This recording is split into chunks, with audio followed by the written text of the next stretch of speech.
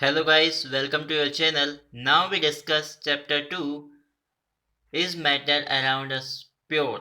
आज हम बात करेंगे क्लास 9th के चैप्टर 2 की, जो कि हमारा is matter around us pure.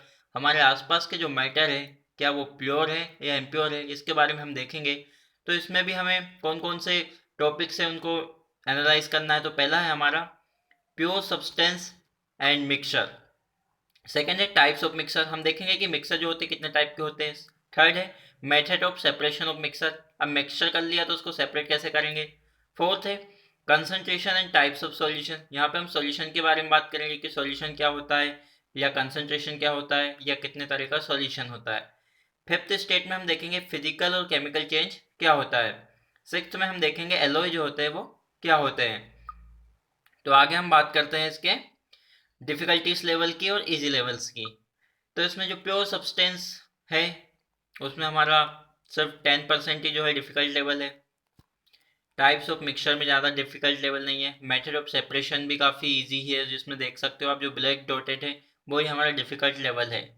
तो अब स्टार्ट करते हैं हम टाइम वेस्ट ना किए हुए। तो सबसे पहले प्योर सब्सटेंस एंड मिक्सचर। तो हम ये समझ गए थे फर्स्ट चैप्टर में कि मैटर क्या होता है। ऐसी कोई सी भी चीज़ जो स्पेस ऑक्यूपाई करती है और मास होता है उसी को हम क्या बोलते हैं, मैटर। तो अब बात हम करेंगे प्योर सब्सटेंस या फिर मिक्सर, और मिक्सर का ही दूसरा नाम है इम्प्योर सब्सटेंस। क्लियर। तो जितनी भी हमारे नेचर में जितनी भी चीज़ें प्रेजेंट है वो क्या है, हमारी मैटर है या फिर क्या है वो एनर्जी। अब जो मैटर है वो एक तरह से सब्सटेंस है। कैसे सब्सटेंस है, दो तरह के सब्सटेंस है, एक है प्योर सब्सटेंस और एक है मिक्सर या फिर इम्प्योर। हम मिक्सर को ही क्या बोलेंगे, इम्प्योर सब्सटेंस। क्लियर। अब जो हमारे प्योर सब्सटेंस है वो दो तरह के होते हैं, एलिमेंट और कंपाउंड। ठीक है। और जो इम्प्योर होता है वो क्या होता है, हमारा मिक्सर।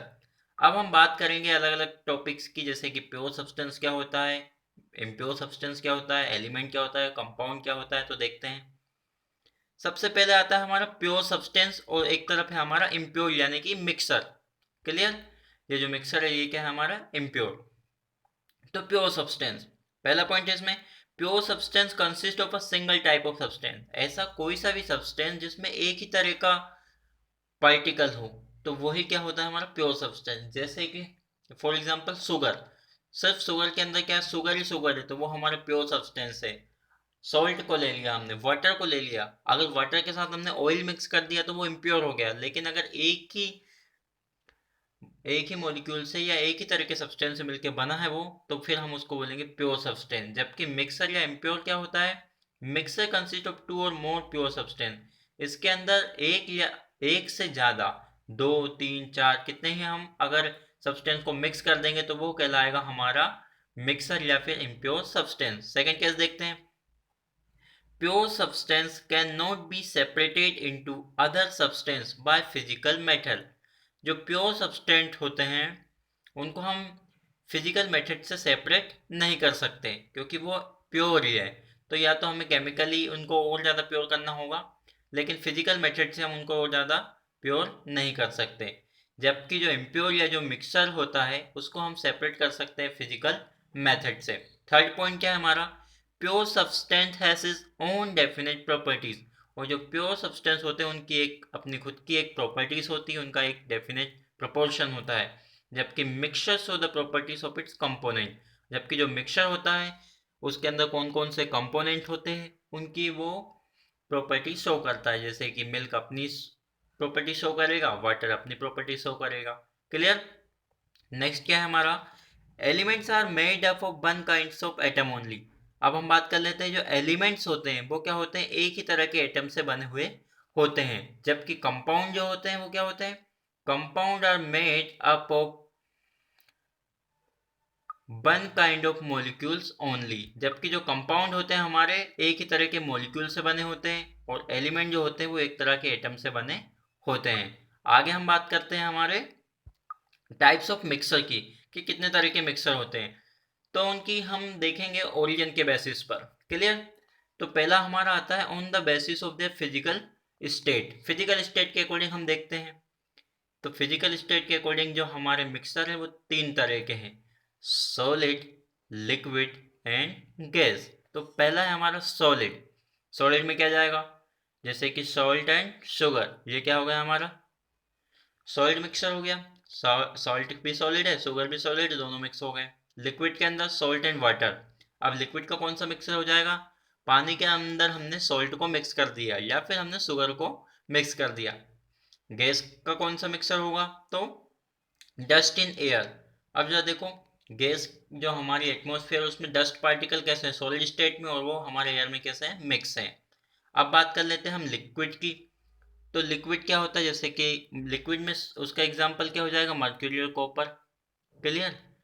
और इधर लिक्विड के पार्ट में क्या हो जाएगा, अल्कोहल एंड वाटर। इधर क्या हो जाएगा हमारा, क्लाउड। गैस की बात कर लेते हैं, तो ऐसी कौन सी गैस है जो सॉलिड पार्ट में मिक्स हो जाती है, जैसे हाइड्रोजन और पैलिडियम। लिक्विड में ऑक्सीजन एंड वाटर, H2 हमारा लिक्विड है। और एक तरह से अगर उसको हम बर बॉईल करें तो वो क्या बन जाता है, गैस भी बन जाता है। तो लिक्विड भी है और गैस भी है, तो वो ऑक्सीजन एंड वाटर का कॉम्बिनेशन हो गया। गैस गैस का कॉम्बिनेशन तो एयर में क्या है, 78% नाइट्रोजन है, कार्बन डाइऑक्साइड है, ऑक्सीजन है। अलग अलग तरह की गैसेस का भी मिक्सचर हमने देख लिया। तो ये तो थे हमारे on the basis of their physical state. अब हम बात करेंगे on the basis of their miscibility. Miscibility उनके मिक्स होने की क्वालिटी पे डिपेंड करता है कि वो कितना मिक्स हो सकते हैं। तो मिजिबिलिटी के अकॉर्डिंग मैटर जो होते हैं हमारे, या मिक्सर जो होता है, वो दो तरह का होता है। एक होता है होमोजीनियस, दूसरा होता है हेट्रोजीनियस। तो पहले होमो को देख लेते हैं हम। It consist of single phase. Homogeneous में क्या होगा, एक ही फेस होगा। होमो मतलब होमो, एक से ही, होमो का मतलब होता है वन, जिसमें क्या हो, एक ही तरह के सब्सटेंस मिक्स हो। तो होमोजीनियस जो होगा उसमें क्या होगा, सिंगल फेस होगा। यूनिफॉर्म कंपोजिशन, उनकी जो कंपोजिशन होगी वो क्या होगी, सबके अपनी अपनी यूनिफॉर्म होगी। और उसका एग्जाम्पल क्या हो जाएगा, जैसे कि sugar dissolve in water.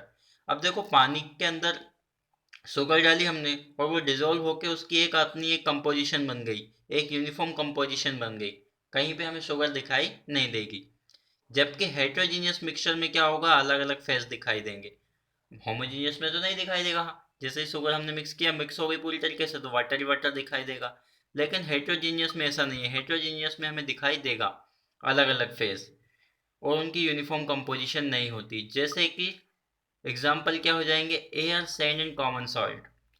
Salt और सैंड को हमने मिक्स कर दिया। क्लियर। दोनों की कंपोजिशन अलग अलग होगी, दोनों के फेस अलग दिखाई देंगे, हमें सैंड अलग दिखाई देगी, सॉल्ट अलग दिखाई देगा। तो ये एग्जाम्पल हो गए हमारे हेट्रोजीनियस मिक्सर के। तो समझ गए होंगे होमोजीनियस क्या है, जिसमें एक ही तरह के कंपोजिशन हो, उनकी कंपोजिशन जो हो वो यूनिफॉर्म हो। और हेट्रोजीनियस में कंपोजिशन डिफरेंट होगी और फेसेस भी डिफरेंट होंगे। अब हम बात कर लेते हैं नेक्स्ट पॉइंट की। तो हमारा क्या है point, separating the component of mixer. अब ऐसे कौन कौन से मेथड है जिससे हम क्या कर सकें, इनको सेपरेट कर सके। तो कुछ सिंपल मेथड है और कुछ टेक्निक वाली मेथड है। तो सिंपल मेथड कौन सी है, हैंड पिकिंग।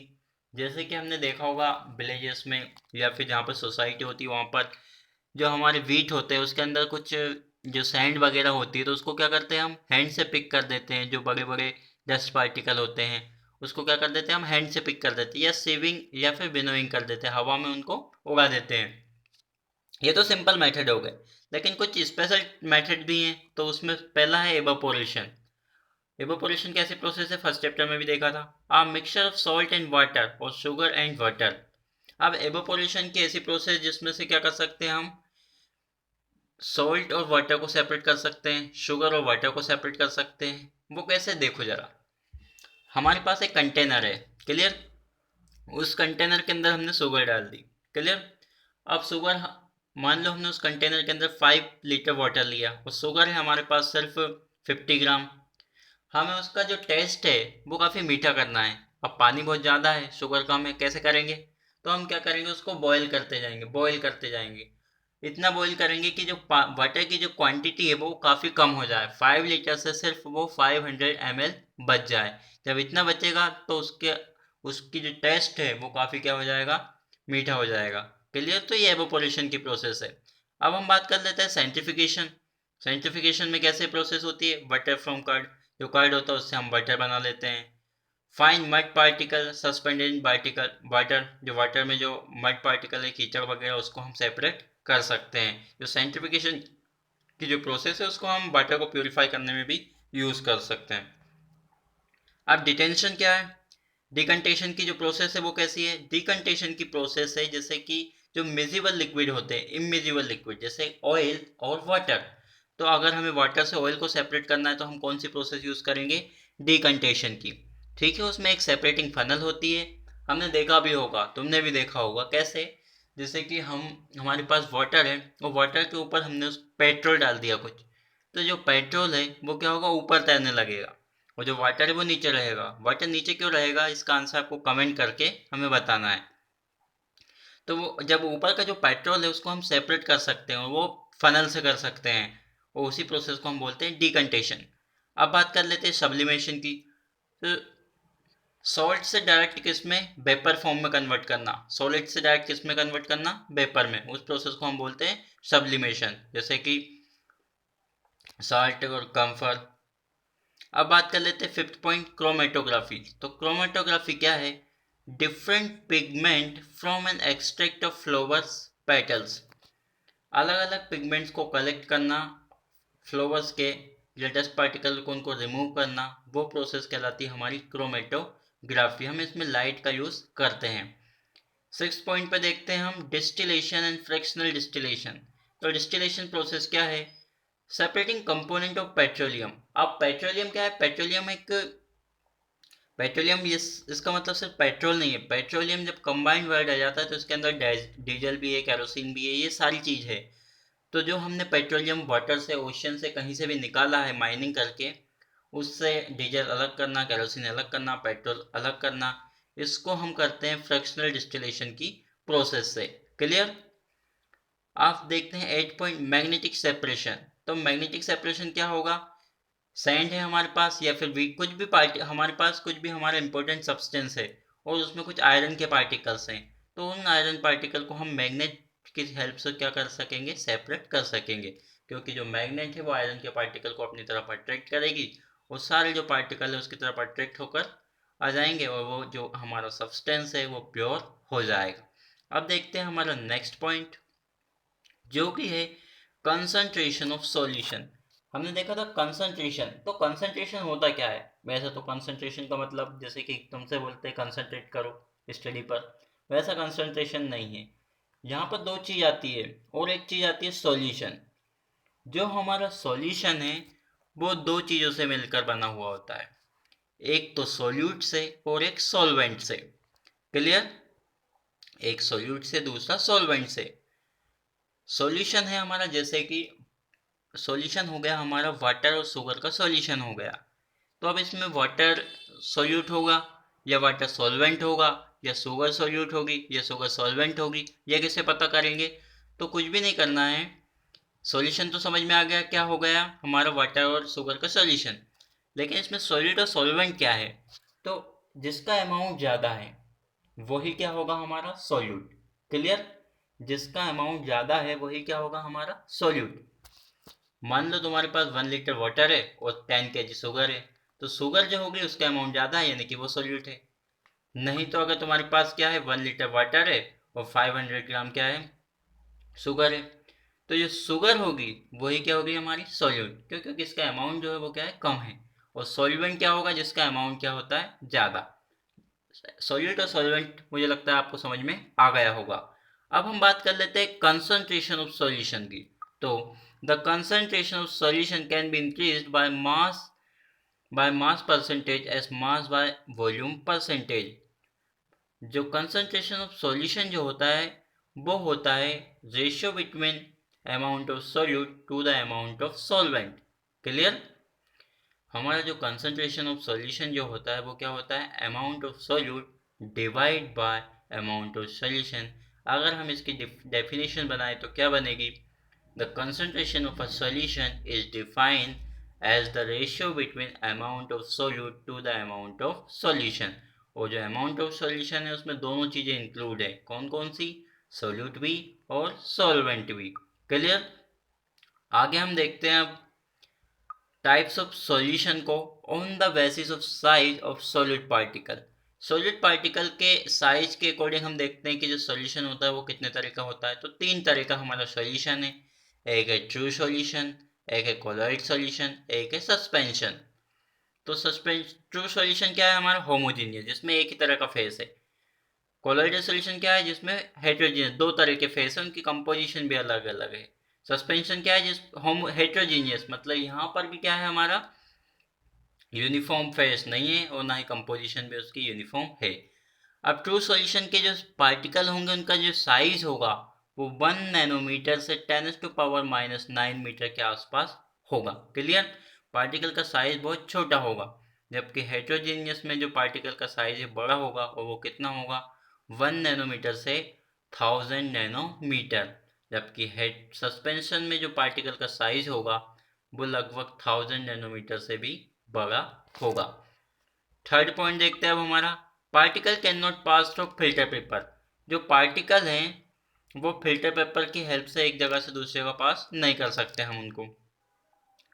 अब कोलॉइडल सॉल्यूशन में क्या है, particle can pass through filter paper. जो फिल्टर पेपर आता है उसकी हेल्प से हम पार्टिकल को क्या कर सकते हैं, पास कर सकते हैं। सस्पेंशन में क्या है, यहाँ पर भी जो पार्टिकल है वो सेपरेट नहीं हो सकते फिल्टर पेपर की हेल्प से। ट्रू सॉल्यूशन जो है वो स्टेबल रहेगा, एक बार टेस्ट आ गया हमारा तो आ गया। जबकि कोलॉइडल सॉल्यूशन में क्या है, टेस्ट स्टेबल नहीं रहेगा, और सस्पेंशन में भी क्या रहेगा, जो हमारा टेस्ट है या उनकी जो कंपोजिशन है वो स्टेबल नहीं रहेगी, अनस्टेबल रहेगी। आगे हम बात कर लेते हैं फिक्स पॉइंट की, कि इनके एग्जाम्पल क्या हो जाएंगे। तो जैसे कि chloride in water, sugar in water. Colloidal solution के एग्जाम्पल क्या हो जाएंगे, मिल्क एंड फोग। सस्पेंशन के क्या हो जाएंगे example, muddy water, chalk and water. और क्या हो जाएगा, स्मोक इन द एयर।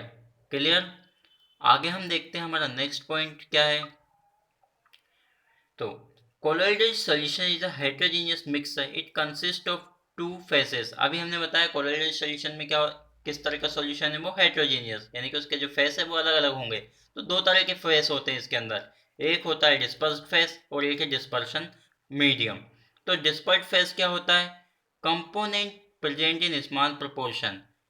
ऐसा फेज जिसमें जो कंपोनेंट है या पार्टिकल जो है बहुत स्मॉल प्रोपोर्शन में प्रेजेंट है, मतलब बहुत छोटे छोटे पार्टिकल उसके अंदर प्रेजेंट है। और डिस्पर्जन मीडियम क्या है, जिसमें जो पार्टिकल हैं वो लार्ज प्रोपोर्शन में प्रेजेंट हैं। क्लियर, अब इसमें हमारे चैप्टर में एक और टॉपिक आता है, वो है टिंडाल इफेक्ट। तो क्या होता है टिंडाल इफेक्ट, इसको भी हम समझ लेते हैं। The particles of colloid are large enough to scatter. A beam of light passing through it makes its path visible. Thus they show Tyndall effect. Tyndall effect क्या है, जैसे कि हमने क्या करा, एक ग्लास लिया, ग्लास के अंदर हमने पानी डाल दिया और वहां से एक बीम ऑफ लाइट हमने पास किया। तो जो बीम ऑफ लाइट है वो क्या है, जैसे उससे पास होगा तो डिस्पर्स्ड हो जाएगा, अलग अलग डायरेक्शन में वो जो लाइटें हैं अलग अलग डायरेक्शन में जाने लगेंगी। उसी को हम क्या बोलते हैं, टिंडाल इफेक्ट। क्लियर, अब हम आ रहा एक और पॉइंट आता है ब्राउनियन मूवमेंट। तो ब्राउनियन मूवमेंट क्या होता है उसको भी हम समझ लेते हैं। टिंडाल इफेक्ट समझ में आ गया आपको। टिंडाल इफेक्ट में क्या होता है, कोई सा भी हमारे पास एक मीडियम है जिसमें से हमने लाइट पास करी और वो लाइट अलग अलग डायरेक्शन में स्कैटर्ड हो गई, तो उसको हम बोलते हैं टिंडाल इफेक्ट। और ये हमें देखने को मिलता है मॉर्निंग टाइम में, जब ड्रॉप्स होती है, वाटर की ड्रॉप्स होती है, उस पर सनलाइट आती है तो जो लाइट है वो अलग अलग पार्ट्स में स्कैटर्ड होती है। अब बात कर लेते हैं ब्राउनियन मूवमेंट की। तो the colloidal particle are moving at random in zigzag motion in all direction. This types of zigzag motion of colloidal particle is called Brownian movement. Clear, अब देखो जरा ब्राउनियन मूवमेंट क्या है। तो जो हमारे कोलाइडल पार्टिकल्स हैं वो एक पाथ में क्या करते हैं, मूव करते हैं। और अगर वो जिगजैग पाथ में मूव करते हैं तो उस प्रोसेस को हम बोलते हैं ब्राउनियन मूवमेंट। यानी कि हमारे जो कोलोइडल पार्टिकल्स हैं अगर वो जिगजैग पाथ में मूव करते हैं, मोशन करते हैं, तो उस प्रोसेस को हम बोलते हैं ब्राउनियन मूवमेंट। नेक्स्ट पॉइंट देखते हैं हमारा, on the basis of amount of solute. Solute के अमाउंट पे जो हमारा सॉल्यूशन है वो कितने तरह का है। सॉल्यूशन हमारा मेनली दो तरह का है, एक है सॉल्यूट एक है सॉल्वेंट। लेकिन सॉल्यूट के हिसाब से भी वो अलग अलग तरीके का है। तो कौन सा है, पहला हमारा आता है अनसेचुरेटेड, दूसरा सैचुरेटेड, तीसरा है सुपर सैचुरेटेड। तो कहानी क्या है इनकी समझते हैं। पहला unsaturated, a solution which has lesser amount of solute that it can dissolve at a given temperature is known as unsaturated solution. तो अनसैचुरेटेड सॉल्यूशन क्या है? अनसैचुरेटेड सॉल्यूशन ऐसा सॉल्यूशन जिसमें हमारा जो सोल्यूट पार्टिकल है वो क्या है, जिस उसकी क्वांटिटी बहुत कम है और उसको थोड़ा ही हमने टेम्परेचर दिया और वो पूरी तरीके से मिक्स हो गया, उसको हम बोलते हैं अनसैचुरेटेड सॉल्यूशन। यानी कि हमारे पास 5 लीटर वाटर है और सिर्फ 10 ग्राम ही हमारे पास शुगर है, जैसे हमने उसको डाल दी और टेम्परेचर भी नहीं दिया उससे पहले ही वो मिक्स हो गई, तो उस तरह के सॉल्यूशन को हम बोलते हैं अनसैचुरेटेड सॉल्यूशन। अब बात कर लेते हैं सैचुरेटेड सॉल्यूशन। तो क्या होता है? A solution which has maximum amount of solute that it can dissolve at a given temperature is known as saturated solution. तो सैचुरेटेड सॉल्यूशन क्या होता है? सैचुरेटेड सॉल्यूशन वो सॉल्यूशन जिसमें सॉल्यूट का अमाउंट भी काफ़ी ज़्यादा है और उसको टेम्परेचर की रिक्वायरमेंट होती है मिक्स करने के लिए, तो उस तरह के सॉल्यूशन को हम बोलते हैं सैचुरेटेड सॉल्यूशन। यानी कि अगर तुमने नींबू पानी बनाया तो ना ज़्यादा वो मीठा हुआ, उसका टेस्ट एकदम जितना हमें चाहिए उतना ही है, तो उसको बोलते हैं हम सैचुरेटेड सॉल्यूशन। मतलब जितना हमें मिक्स करना था उतना मिक्स हो गया, ना ज़्यादा अमाउंट है ना कम अमाउंट है, एकदम फिक्स तरीके से। जैसे हम चाय बनाते हैं तो वहाँ पर जो शुगर की क्वांटिटी है कभी कभी हम ज़्यादा कर देते हैं कभी कम कर देते हैं, तो अगर वो एक फिक्स रेशियो में बन जाती है तो उसको हम बोलते हैं सैचुरेटेड सॉल्यूशन। अब बात कर लेते हैं सुपर सैचुरेटेड सॉल्यूशन। तो सुपर सैचुरेटेड सॉल्यूशन क्या है? A solution which can dissolve amount of solute by increasing temperature. Saturated solution is known as super saturated solution. Super saturated solution क्या है? जिसमें सोल्यूट का जो अमाउंट है वो काफ़ी ज़्यादा है। सैचुरेटेड सॉल्यूशन में जितना सोल्यूट का अमाउंट था उससे भी सुपर सैचुरेटेड में काफ़ी ज़्यादा है। यानी कि हमारे पास जो सोल्यूट है वो काफ़ी ज़्यादा है, यानी कि वाटर तो है लेकिन जो शुगर है वो काफ़ी ज़्यादा है। जैसे हमने उसके अंदर डाली और हीट दी तो उसका जो टेस्ट था जितना हमें चाहिए था उससे भी काफ़ी ज़्यादा आ गया, तो उस तरह के सॉल्यूशन को हम बोलते हैं सुपर सैचुरेटेड सॉल्यूशन। आगे हम बात कर लेते हैं हमारे नेक्स्ट पॉइंट की, on the basis of nature of solvent. हमने यहाँ पर सॉल्यूट के बेसिस पे तो देख लिया तीन तरह से है, सैचुरेटेड, सुपर सैचुरेटेड और अनसैचुरेटेड। लेकिन अब बात कर लेते हैं सॉल्वेंट के बेसिस पर। क्लियर? तो सॉल्वेंट के बेसिस पर दो तरह का है, एक है एक्वस एक है नॉन एक्वस। तो पहले देख लेते हैं हम एक्वस सॉल्यूशन। तो एक्वस सॉल्यूशन क्या होता है हमारा? The solution in which the solvent is water is known as aqueous solution. ऐसा सॉल्यूशन जिसमें जो सॉल्वेंट है वो हमारा क्या है? वाटर, उस तरह के सॉल्यूशन को हम बोलते हैं एक्वस सॉल्यूशन। यानी कि लार्ज अमाउंट में क्या है हमारे पास? वाटर है। यहाँ बोला उन्होंने इन विच सॉल्वेंट इज वाटर, सॉल्वेंट क्या होना चाहिए? वाटर, यानी कि सॉल्वेंट जो है वो ज़्यादा होना चाहिए, यानी कि वाटर अगर ज़्यादा है तो उस तरह के सॉल्यूशन को हम बोलते हैं एक्वस सॉल्यूशन। जबकि नॉन एक्वस सॉल्यूशन में क्या होगा? The solution in which the solvent is other than water is known as non aqueous solution. अब नॉन एक्वस सॉल्यूशन किस तरह का सॉल्यूशन है? जिसमें जो सॉल्वेंट होगा वो वाटर को छोड़ के कोई दूसरा होगा, जैसे कि अल्कोहल हो गया, एसीटोन हो गया, ईथर हो गया, तो उस तरह के सॉल्यूशन को हम बोलेंगे नॉन एक्वस सॉल्यूशन। क्लियर? तो ये हो गया हमारा फिफ्थ पॉइंट। आगे हम आप क्वेश्चन दे रखे हैं, कुछ इसके आंसर आपको देने हैं। जैसे कि पहला क्वेश्चन दे रखा है हमें, classify the following substance into true solution and colloidal solution. इसमें बताना है कि कौन सा ट्रू सॉल्यूशन है कौन सा कोलोइडल है। सेकंड क्वेश्चन है, a solution has been prepared by dissolving 5 gram of urea in 95 gram of water, what is the mass percentage of urea in solution. Urea का अमाउंट निकालना है। थर्ड क्वेश्चन है, give an example of aqueous solution in which gas is dissolved. एक aqueous solution का example आपको देना है। अब हम बात करेंगे नेक्स्ट टॉपिक की, जो कि हमारा फिजिकल एंड केमिकल चेंज। तो बात कर लेते हैं फिजिकल और केमिकल चेंज की। तो फिजिकल चेंज क्या है? Change that do not result in the production of new substance. ऐसा चेंज जिसमें हमारा कोई सा नया सब्सटेंस जो है वो नहीं बनता है, उस तरह के चेंज को हम बोलते हैं फिजिकल चेंज। जैसे कि हमारे पास बॉल है, बॉल को हमने क्या करा? टच किया, मूव करा एक जगह से दूसरी जगह, तो वो क्या नया एक सब्सटेंस बना के हमें दे देगी? नहीं देगी। उस तरह के चेंज को हम बोलते हैं फिजिकल चेंज।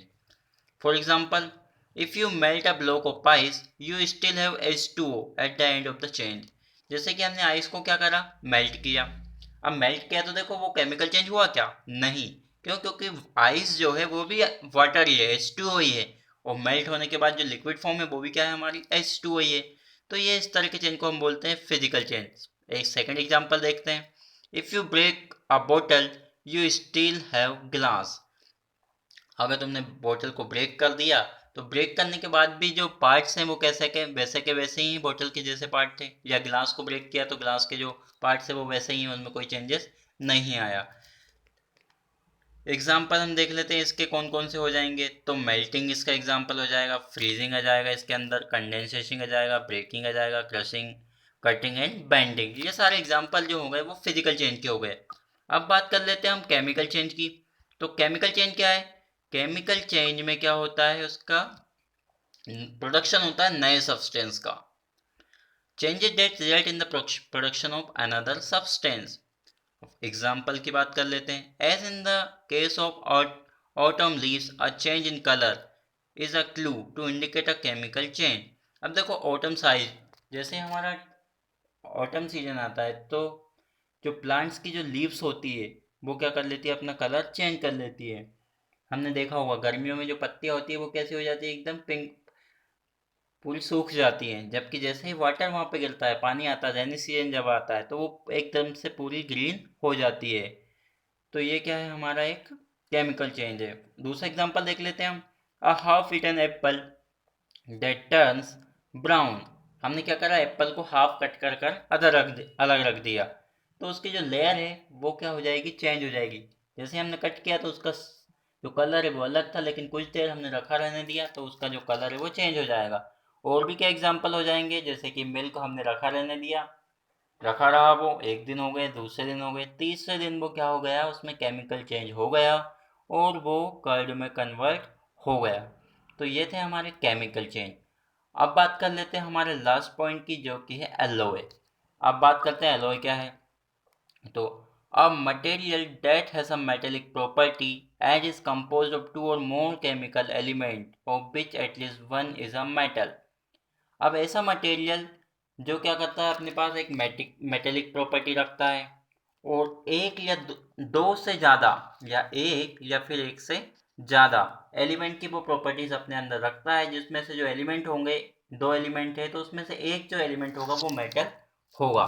तो उस तरह के हम सब्सटेंस को बोलते हैं एलॉय। तो एलॉय क्या है हमारा, a material that has metallic properties and is composed of two or more chemical element of which at least one is metal. यानी कि दो एलिमेंट होंगे, उनमें से एक जो होगा वो मेटल होगा।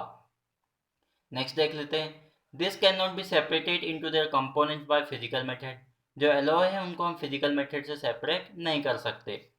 नेक्स्ट पॉइंट क्या है, however these are considered as mixture because these show the properties of its constituent and can have variable composition। और जो एलॉय है हम उनको एक मिक्सर की कंपोजिशन में रखते हैं, क्योंकि इसके अंदर अलग अलग तरह की प्रॉपर्टी होती है और ये जो उसी तरह की प्रॉपर्टी शो करता है जिस तरह के वो कंपोनेंट से या कॉन्स्टिट्यूएंट से मिलके बना हुआ है।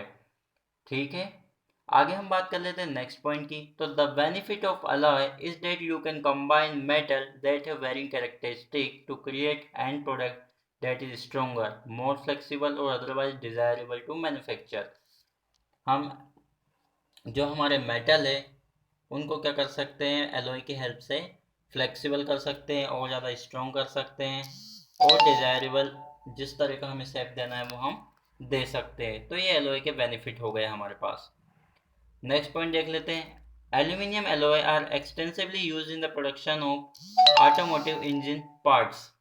जो एल्यूमिनियम एलॉय होता है उसका बहुत ज़्यादा प्रोडक्शन होता है इंडिया में, और जो हमारी ऑटोमोबाइल इंजीनियर पार्ट है उसमें काफ़ी ज़्यादा एलॉय का यूज़ होता है। और कौन से एलॉय का, तो एल्यूमिनियम एलॉय। नेक्स्ट पॉइंट है, copper alloy have excellent electrical and thermal performance, good corrosion resistance, high ductility and relatively low cost. और जो कॉपर के जो एलॉय हैं उनकी इलेक्ट्रिकल कंडक्टिविटी काफ़ी ज़्यादा है। ज़्यादातर हम हमारे घरों में जो वायर यूज़ करते हैं वो कॉपर के ही होते हैं, और डक्टिलिटी भी काफ़ी ज़्यादा है, और उनकी जो कॉस्ट है वो भी काफ़ी कम है। क्लियर, आगे हम देख लेते हैं थर्ड पॉइंट। तो थर्ड पॉइंट क्या है हमारा, stainless steel alloy are used for many commercial application such as watch, strap, culturally etcetera. जो हमारा स्टेनलेस स्टील का जो एलॉय है उसका हम अलग अलग कमर्शियल एप्लीकेशन में यूज़ करते हैं, जैसे कि वॉच बनाने में, स्ट्रैप्स बनाने में। नेक्स्ट पॉइंट देख लेते हैं हमारा, titanium alloy have high strength, toughness and stiffness are used in aerospace structure. हमारे जो टाइटेनियम एलॉय है उसका हम यूज़ करते हैं एरोस्पेस स्ट्रक्चर बनाने में या किसी भी चीज़ को स्ट्रेंथ प्रोवाइड करने में। क्लियर? तो दोस्तों ये था हमारा सेकंड चैप्टर। उम्मीद करता हूँ ये वीडियो आपको अच्छा लगा होगा। अगर इसमें कोई डाउट होता है तो हमें कमेंट कर सकते हैं, और अगर ये वीडियो अच्छा लगा हो तो इसे लाइक करें, कमेंट करें और हमारे इस चैनल को सब्सक्राइब करें। धन्यवाद, मिलते हैं नेक्स्ट वीडियो में।